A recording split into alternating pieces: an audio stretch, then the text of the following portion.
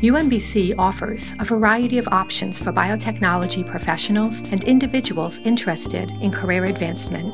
Listen to what one of our recent graduates had to say about his experience. My name is Lapchan Razvandari. I just finished my Master's in Professional Studies in Biotech, and I'm currently working at Johns Hopkins University in Department of Neuroimmunology. You know, I wanted to transition into industry, and MPS is something that is a transition from your research or educational to kind of industrial setting. The most important thing is you are taking classes with these professors who are like at least working 20+ years in industry.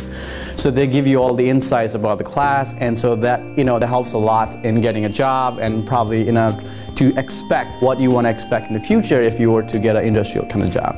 So I think that's the most interesting part for me to remember, you know, about the class and the program that I took at UMBC.